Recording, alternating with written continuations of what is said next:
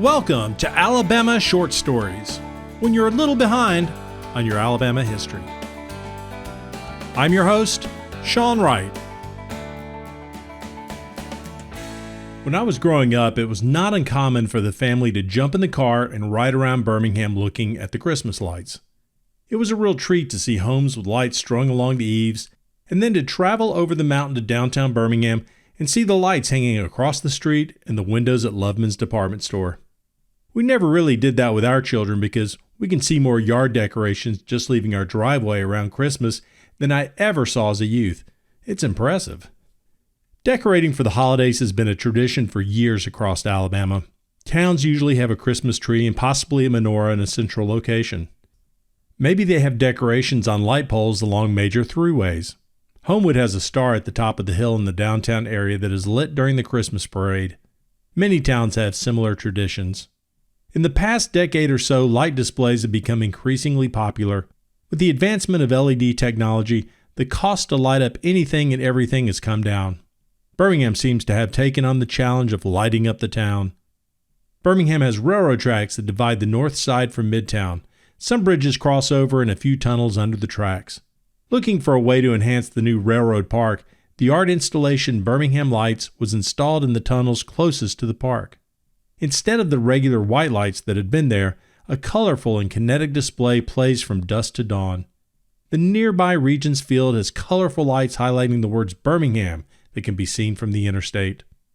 Other locations around the city decided to get in on the act. The Jefferson County Courthouse and Birmingham City Hall have colorful lights that change with the season or event and light up both sides of Lynn Park. Vulcan Park lights up the pedestal that holds the statue of Vulcan. At Christmas, a light show at the top of the hour every night can be seen for miles. Sloss Furnace has recently lit up the furnaces with their colorful light display. When ALDOT, the Alabama Department of Transportation, decided to remove and replace the I-20-59 bridges, they threw the town a bone. Locals were adamant that the interstate should be buried or moved farther north, and ALDOT made the bridges taller. But they did create City Walk, highlighted with a lighting scheme of LED ribbon lights along the outer edges of the bridge. This lighting scheme and the other lights lit up the night in Birmingham. Now, other cities around the state have done the same thing. Downtown Mobile has the crown of some of its largest buildings lit with green and red lights. Huntsville's Nightlight Trail lights up buildings and structures in and around Big Spring Park. And if you've been to a night game at Bryant-Denny or Jordan-Hare Stadium in recent years, you know they've taken full advantage of LED lights.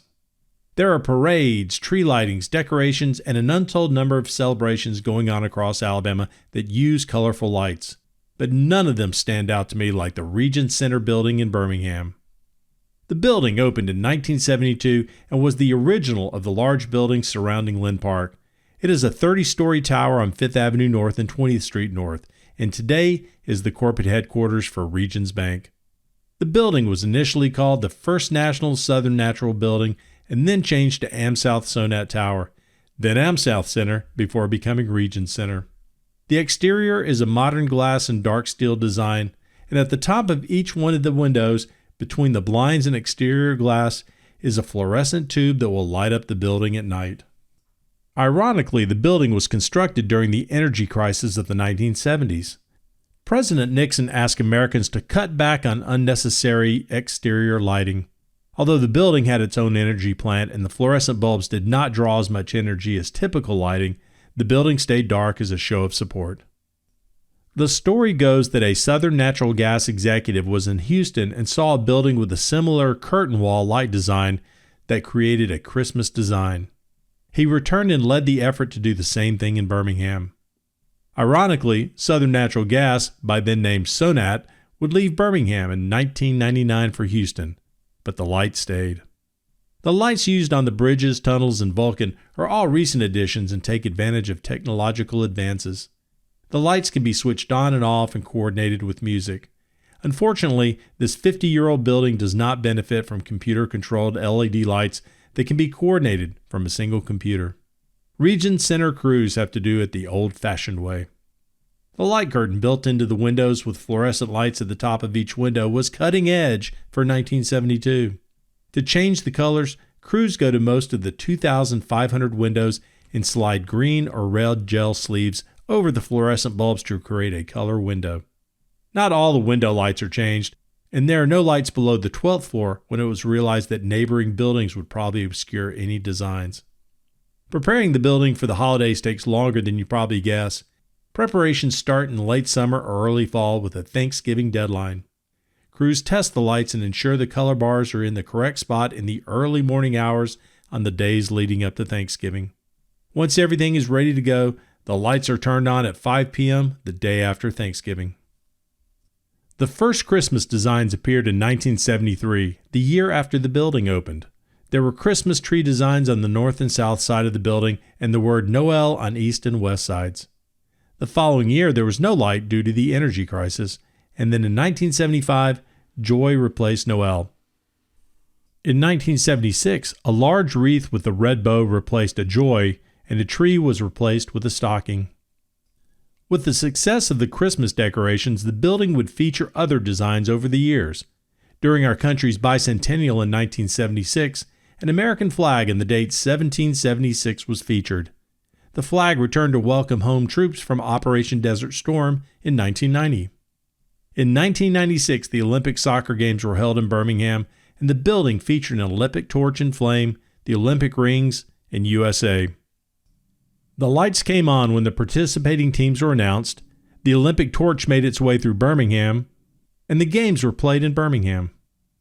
Region Bank was the title sponsor for the Region's Charity Classic Golf Tournament in 2008.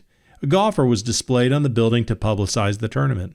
This design is continued with the promotion of the Region's Tradition Tournament starting in 2011. Now, before we anoint Regions Center as Birmingham's original building light decoration, we need to recognize another building, the Alabama Power Company headquarters. In the 1950s, Alabama Power created a Christmas tree design on the south side of their building. They created the design by turning lights on in specific offices and ensuring the others were dark. Now, this building is the original headquarters with Miss Electra on top.